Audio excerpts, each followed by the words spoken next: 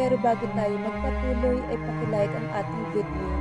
Ganun din ang subscribe button, pati na rin ang bell icon para lagi kayong updated sa mga parating ko pang mga uploads.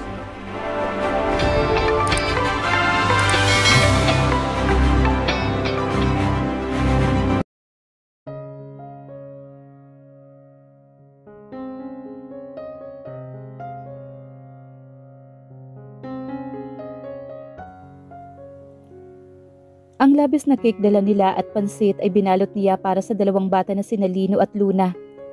Tuwang-tuwa naman ang dalawang bata na matanggap ang mga pagkain na galing sa kanya. Hindi niya inaasahan na yayakapin siya ng mga bata. Sa simpleng paraan na iyon ay tila isang malaking bagay para sa dalawa. Naiiyak siya. Napakalambing at napakabait ng dalawang bata para baliwalain lamang ng mga magulang. Napapailing siya. Marami ang hindi nagkakaanak. Samantalang yung mga binibiyayaan ng anak ay hindi pinahahalagaan ang bigay sa kanila ng Diyos. Uuwi na kayo? Sumama na kayo sa amin. Sambit naman ni Leo sa dalawang bata. Sige po, maraming salamat po sa inyo. Napakabait ninyo. Sana po katulad nyo rin po si nanay at uncle. Wika naman ni Lino kay Leo. Nagatinginan sila ni Leo. Huwag kayong mag-alala. Baka busy lang ang mga magulang ninyo. At saka kapag may kailangan kayo, huwag mahiyang magsabi sa amin ha. Handa kaming tumulong sa inyo dahil napakabait niyo po. Sambit niya sa dalawa. Opo, salamat po. Sabay na sambit na magkapatid. O paano, tara na? Uwi ka naman ni Leo sa kanila. Tumango naman siya rito. Nagpaalam na muna siya sa Teacher Lani bago sila umalis. Sina Kathy at Sarah naman ay naghihintay na sa parking lot. Kararating lang rin ni Mang Kanor, kaya sila ang huling nakaalis sa classroom. Kaya tumulong sila ni Leo sa pag-aayos at paglilinis ng classroom. Marami kasing kalat ang naiwan. Kawawa naman ang guro kapag ito pa ang mag-aayos. Iniwan nilang malinis ang classroom. Kaya panay ang thank you sa kanila ng guro. Dahil sa pagtulong raw nilang mag-asawa. Kung alam lang talaga ng guro ang totoong estado nila ni Leo, na hindi lamang ipinahahalata. Nabusog ba kayo, Luna? Tanong niya sa batang babae. Kasama ng dalawang bata sina Daniel at Dexter sa upuan ng kotse. Magulo ang buhok ng bata, halatang hindi ito nagsusuklay man lang. Hindi rin plansyado ang mga damit. At halatang ang mga bata lamang ang nag-e-effort na pumili ng damit na isusuot ng mga ito. Ano nga ba ang alam ng walang kamuwang-muwang ng mga bata? Dito lang po kami. Maraming salamat po sa paghatid. Wika naman ni Lino. Salamat po. Bye Dexter, Daniel. Sambit naman ni Luna na kumakaway pa sa kambal. Bye. Sana makapaglaro tayo next time. Sambit naman ni Dexter. Kanina pagkatapos kumain ay nagpaalam ang apat na maglaro sa labas. Nakangiti siya habang tinititigan ang dalawang batang tumatakbo patungo sa bahay ng mga ito na itinuro ni Lino sa kanya kanina. Hala, yung cake at pansit na naiwan. Aniya, wait, dadalhin ko muna sa bahay nila ha. Aniya at biglang lumabas sa kotse. Sayang naman at tuwang-tuwa pa naman ang mga bata kanina nang iabot niya ang pansit at cake sa munting kamay ng mga ito. Nang bumaba siya ay nakita niyang napahinto si Sarah at Kathy. Kumaway siya sa dalawa at itinaas ang dala niyang plastic at itinuro ang lumang kubo kung saan siya papasok. Malayo pa lamang ay dinig na niya ang iyak ng mga bata. Huminto siya saglit at sumilip sa butas at napukunod siya sa kanyang nakita. Mga suwail kayo! Ang sabi ko, hindi kayo pupunta sa eskwelahan.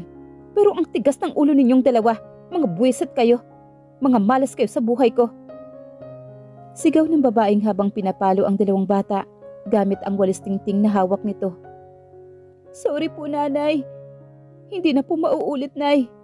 Malakas na palahaw ng dalawa. Talaga lang ha? Sige, mamaya wala kayong hapunan. Ganyan ang mga batang matitigas ang ulo. Sambit nito na sige pa rin sa pagpalo sa mga bata. Hoy Laila, itigil mo nga yan. Palagi mo nalang pinapalo ang dalawang yan. Ano bang problema mo?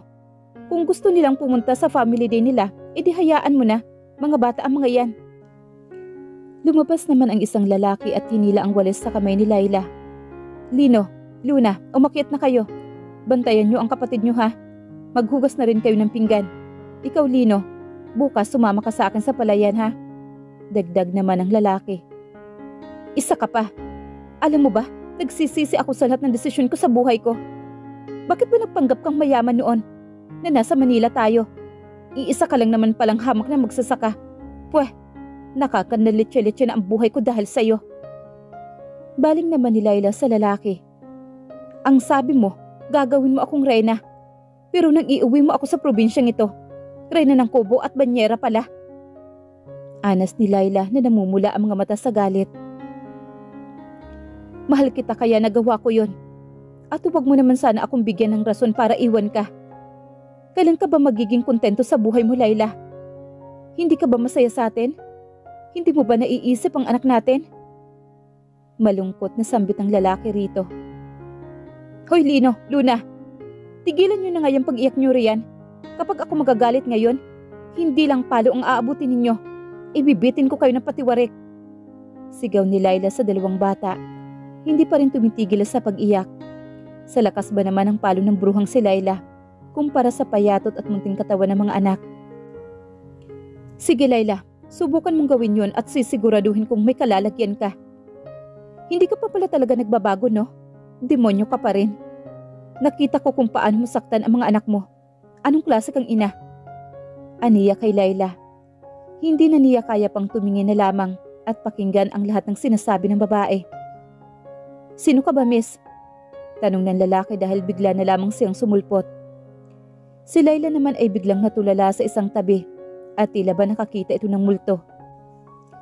Kaibigan ko dati si Laila. Nang iinsulto niya ang sagot. Kunin mo to, mister. Pagkain niya ng dalawang bata.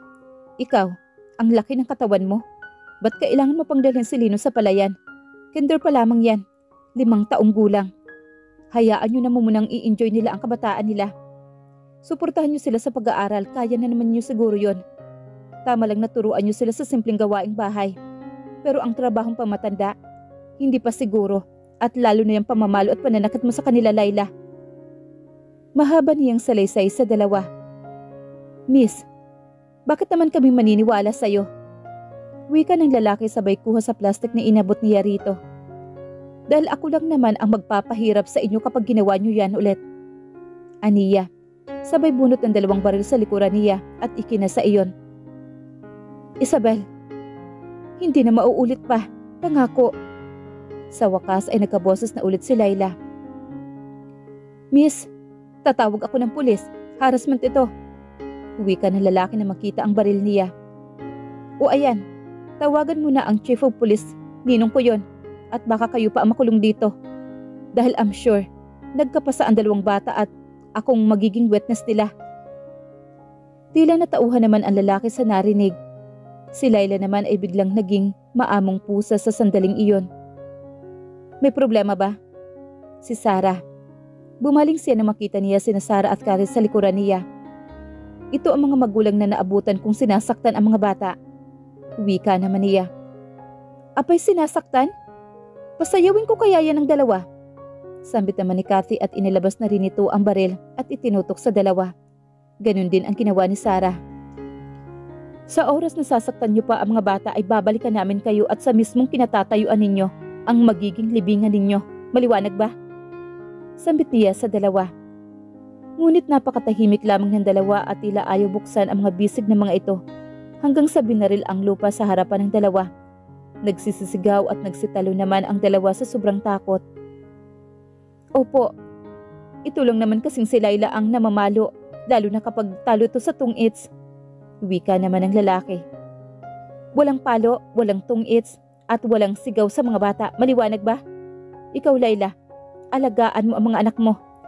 Asikasuhin mo sila sa eskwelahan. Nanay ka, gawan mo sila ng baon at ayusin mo ang pananamit nila. Magbago ka na, tumatanda ka na. Wika naman niya sa babae. Huwag niyo sanang baliwalain ang warning namin sa inyo dahil hindi kami nagbibiro. Wika naman ni Kathy. Ikaw lalaki, kung aalis ka, umalis ka na. Wika naman niya sa lalaki. May nakasukbit kasing bag sa likod nito. Opo, pupunta na po ako sa sakahan. Anito at lakad takbo ang ginawa upang makalayo na sa kanila Sumenyas naman siya kay Laila upang lapitan siya nito. Laila, ang mga bata, sino ang ama nila? Wala kasing hawid kay Laila ang mga anak nito. Kay Don Luis, sagot naman nito. Kung ganon, huwag mo namang ibuntun ang galit mo kina Lino at Luna. Mga anak mo sila. Bibigyan kita ng pagkakataon ngayon, Laila. Kung hindi ka magbabago, kukunin ko sila sayo. At sisiguraduhin kung hindi mo na sila makikita pa. Banta niya rito. Huwag, Isabel. Patawarin mo ako. Hindi na mauulit. Hindi ko kayang mawala sila. Mahal ko ang mga anak ko. Naiiyak na sambit ni Laila. Magbago ka. Gamitin mo ang mga anak mo bilang inspirasyon mo sa pagbabago mo. Gusto kitang saktan. Ngunit dahil sa mga anak mo, nagpipigil lamang ako. Pero sa susunod na saktan mo pa sila, sinisigurado kong magsisisi ka. Muli niyang banta rito. Patawarin mo ako, Isabel. Hindi na mauulit pa. Susubukan kong maging mabuting ina. Mahal mo ba ang asawa mo? Alam mo, hindi naman tinitingnan ang estado ng buhay ng isang tao. Kapag mahal mo, tanggapin mo siya. Hindi naman pera ang sukatan sa lahat ng bagay. Yan ang kailangan mong isipin at pagiging mukhang pera mo ang dapat mong baguhin. Mahal ko naman siya, pero mahirap siya. Nagpanggap lang siya noon na mayaman. Sagot naman ito. Ang sarap mong sampalin, ang kapal na mukha mo. Mahal ko si Patrick. Naiiyak na sambit nito. Naiinis lang ako kapag iniisip ko kung paano niya ako nilinlang. Kaya nalulung ako sa sugal dahil sa depresyon. Nanginginig at naluluhang sambit ni Laila. Mahal mo naman pala. Gaga, tanggapin mo. At maging kontento ka para lubos kang maging masaya. By the way, Laila, buhay si Don Luis. At kapag nalaman niya ang tungkol sa mga anak ninyo, sigurado akong kukunin niya ang mga bata at nanganganib rin ang buhay ng asawa mo. Pero galit ka naman kay Patrick, hindi ba? Dahil mahirap siya. At sasama ka kay Don Luis dahil siya ang mayaman, hindi ba? Sambit naman niya rito. Natigilan naman si Laila. Tila ba nag-iisip ito ng malalim sa sandaling iyon. Isabel, tulungan mo ako. Ayaw kong mawala ang kambal. Nawala na nga dati ang isa. Triplet sana sila. At si Patrick, mahal ko siya. Hindi ko kayang mawala siya. Tulungan niyo ako, Isabel. Kapag kukunin niya ang mga bata, magiging mamamatay tao rin sila kagaya ni Don Luis. Lumuhod si Laila sa paanan niya. Tanga ka ba? Bakit naman kita tutulungan? Sa lahat ba naman ang ginawa mo sa akin? Uwi ka naman niya sa babae. Tumayo na siya at mabilis na umalis sa harapan ng babaeng patuloy pa ring umiiyak at tinatawag ang pangalan niya. Pero ang mga bata ay tutulungan niya. Dahil kapag nakuha ito ni Don Luis, ay siguradong magiging katulad rin ito ng Don. Ang mga bata at sino pa ba ang magmamana sa kung anong negosyo mayroon ang Don, kundi ang mga anak nito. Hanggang sa pumasok siya sa loob ng sasakyan ay tila siya naman ang napipilan. Siguro nga ay may rason ang Diyos kung bakit nila kailangang umuwi muli. At isa na rito ang pagliligtas niya sa dalawang bata. Paano kung hindi niya nalaman? Habang buhay na mabubuhay ang mga bata sa galit ng ina ng mga ito. Napakabait ng mga bata at hindi nila deserve ang mga palo at masasamang salita sa araw-araw na nilang naririnig at natatamasa sa kamay ni Laila. Nagalit lamang pala sa sarili. Pinangako niya na kapag patuloy pa rin itong sasaktan ang mga bata ay kukunin niya ang dalawa at isasama niya sa Spain sa pagbabalik niya. Isabel, is there something wrong? Natahimik ang bigla. Nag-aalalang tanong ni Leo sa kanya pagkagaling niya sa kubo ni Laila. Ngunit hindi niya nagawang sagutin si Leo hanggang sa nakarating na sila sa asyenda ng kanyang kuya. Isabel, you didn't answer me. Is there something wrong? Nagkakaganyan ka lang nang sinundan mo ang mga bata. Muli nitong tanong sa kanya. Nasa ilalim siya ng isang punong mangga at nakaupo sa mahabang upuang gawa sa kawayan. Ang mga bata naman ay nasa loob ng mansyon at naglalaro. Napaka-inosente ng kambal. Leo, naabutan kong pinapalo ng nanay yung mga bata. She is maltreating them, telling them the foul words na hindi dapat para sa mga bata. Sagot naman niya rito. Paano nagagawa ng isang ina ang saktan ang kanyang mga anak? Ang liit pa nila. 5 years old lang. Isipin mo, Wika naman ni Leo na hindi makapaniwala. Leo, anak sila ni Layla. She told me that 3 sana ang anak niya. The other one nawala dahil sa miscarriage. Yung nanay ni na Luna at Lino ay walang iba kundi ang babaeng naging dahilan kung bakit ganito tayo ngayon. Prangka niyang sabi rito. Isabel, I'm sorry. I know it's hard for you. Pero nagsisisi ako, Isabel. Alam kong hindi biro ang lahat ng ginawa ko noon. I unlove you. But believe me, if only I could turn back time, I will never hurt you. Lubos akong nagsisisi, Isabel. Maniwala ka. At kung nandito man sila o ang mga batang yon, let's just ignore them. Natatarantang sambit ni Leo sa kanya. Sometimes, it flashed back on my mind, Leo. I swear, I want to give you another chance for Daniel and Dexter, who's always excited to be with you. But sometimes, it all comes back and I just can't stop it, Leo. Naiiyak niyang sambit kay Leo. Hinawakan ni Leo ang magkabilang balikat niya. Look at me, Isabel. Please, I will help you. Please, let me help you to forget everything, especially the past. Mamahalin kita. Buburahin ng pagmamahal ko ang lahat ng sakit na yan, Isabel. Just give me one last chance. Pagmamakaawa ni Leo sa kanya. Mariin siyang tumango rito. Hahayaan niya ang lalaki na patunayan ang sarili nito. Salamat. Salamat sa pagkakataon. Hinding-hindi ko sasayangin ang oportunidad na ito, Isabel. Wika nito at mabilis siyang niyakap. Napalingon sila nang marinig ang boses ni Nakati at Sarah na kumakanta sa likuran nila. Kumuha siya ng maliit na bato at pinagbabato ang mga ito. Tumakbo naman ang dalawa palapit sa kanila ni Leo. Hoy ikaw, Leo. Sana naman nauntog na yung ulo mo ha, or baka naman kulang pa no? Next time para naman, mas makakaisip ka ng malinaw. Umakyat ka ng puno sa niyog mo at tumalon ka pababa. I'm sure mauuntog ka talaga, boy. Mahabang advice naman ni Sarah kay Leo. Ikaw naman, Sarah. Inaaway mo na si Leo. Baka nakalimutan mo ang pangako ni Leo na ipagluluto tayo bukas sa batis. Baka hindi na tayo pakainin yan. Paalala naman ni Kathy sa kaibigan. Ay oo nga pala no, muntik ko nang makalimutan.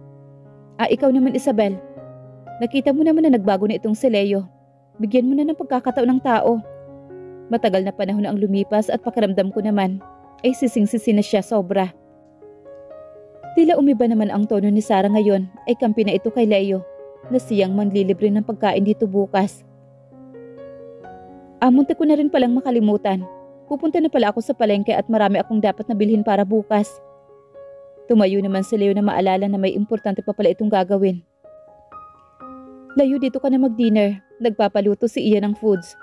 Birthday treat niya. Pahabol na sambit niya kay Leo. Sige, Isabel. Tingnan ko kung makakauwi ako ng maaga. Alam mo naman na medyo malayo ang palengke dito sa atin. At pakagabihin ako. Basta bukas ha, maaga tayo. Sa tabi ng batis tayo magluluto at mag-iihaw. Wika ni Leo at muling kumaway sa kanila bago ito umalis. Hey, anong ginagawa niyo rito sa labas? Boses ni Ian na ginulat silang tatlo. Nakahawak ito ngayon sa magkabilang balikat niya. Ano, papasok ka na ba sa loob? Luto na ba? Sambit naman ni Sarah na hinihimas ang tiyan nito. Gutom ka na, Sarah? Ang sabi ni Kathy, napakarami raw ng kinain mo kanina sa school. Ikaw talaga. Wala ka talagang sinasantong okasyon. Pati lamay siguro ay hindi mo palalampasin, no? Sambit naman ni Ian na nakangiting nakatingin kay Sarah. Nakakainsulto ka naman, Ian. Nahiya tuloy akong kumain mamaya sa birthday treat mo. As if naman ang daming handa, no? Wala namang lechon at macaroni salad. Buwelo naman ang babae sa sinabi ni Ian. Hay nako, kung ako ang girlfriend mo na dadalo mamaya sa birthday mo, makikipag-break na ako sa'yo. Sa pagiging kuripot mo na yan, magkaka-ulcer ako. Wika naman ni Sarah na inikot pa ang mga mata nito kay Ian. Pambihira naman no, makikikain ka na nga lang, magrereklamo ka pa sa handa ko.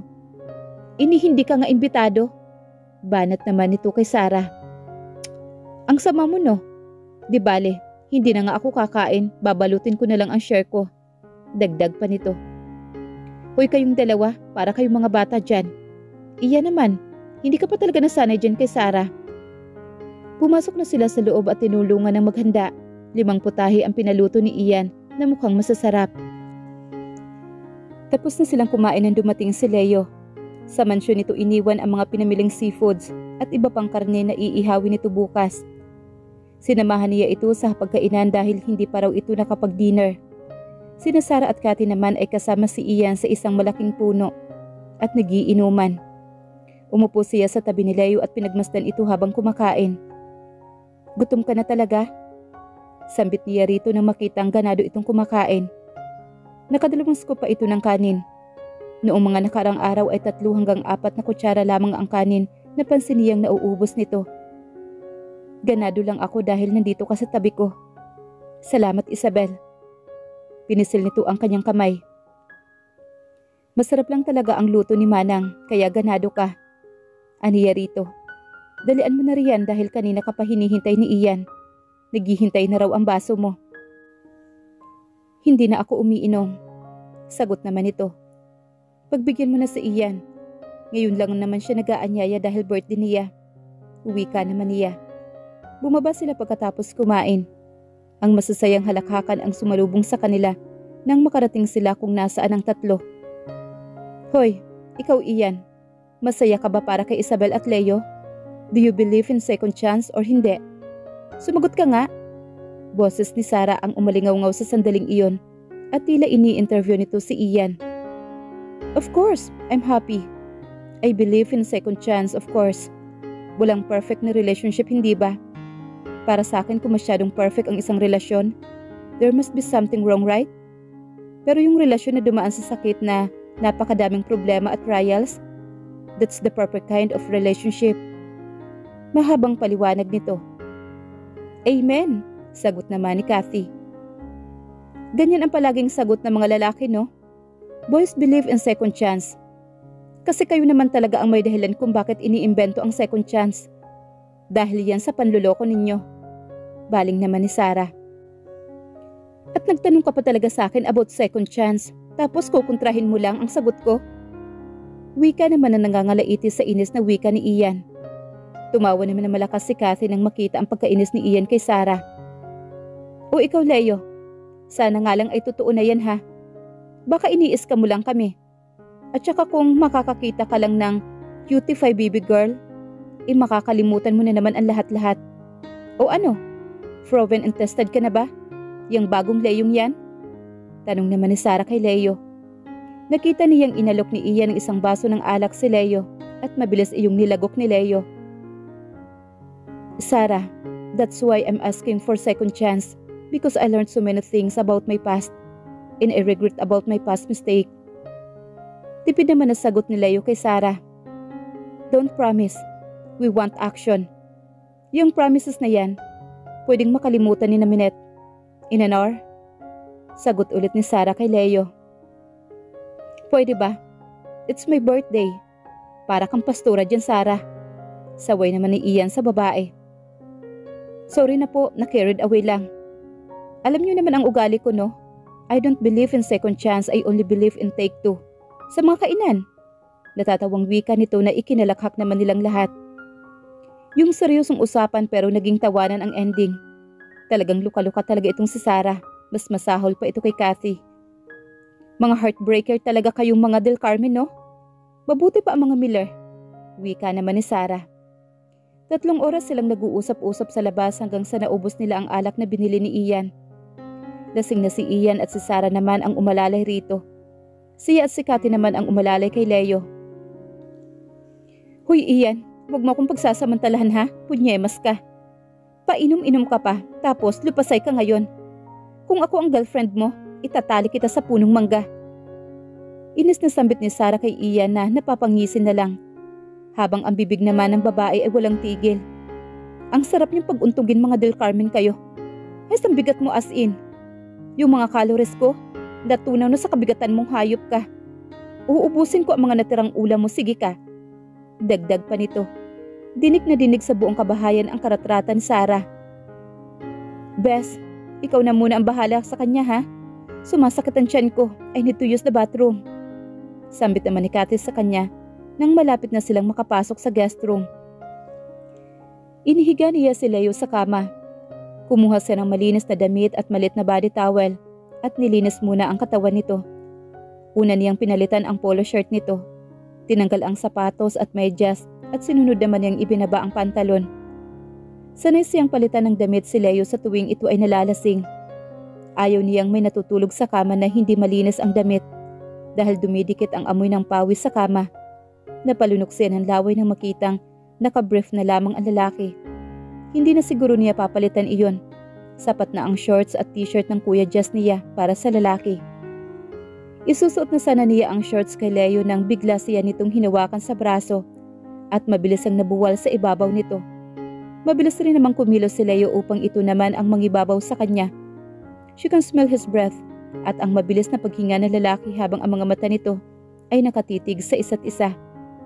Walang isang salita ang namutawi sa mga labi nila nang tuluyang ibinaba ni Leo ang mukha nito upang sakupin ang mga labi niya. Sa isang iglap ay natagpuan niya ang kanyang sarili na tinutugon ang mainit na halik ni Leo. Ang kanina'y banayad na halik ay naging marahas na tila bakay tagal nang nanunuyot ang kanilang mga labi at ngayon lamang nababasa ng laway. Sinipsip ni Leo ang kanyang labi. Nakakapaso ang mga halik at yakap ng lalaki. When she felt his neck, parang bulkang sasabog sa init ang katawan nito katulad ng kanya. Pareho silang hinihingal ng bitawan ang labi ng isa't isa. I miss you so much, my love. And I really love you. Bulong ni Leo sa kanya. Muling pumalik ang mga labi ni Leo sa labi niya at muling nagsimula na naman ang mainit na tagpo ng kanilang mga labi.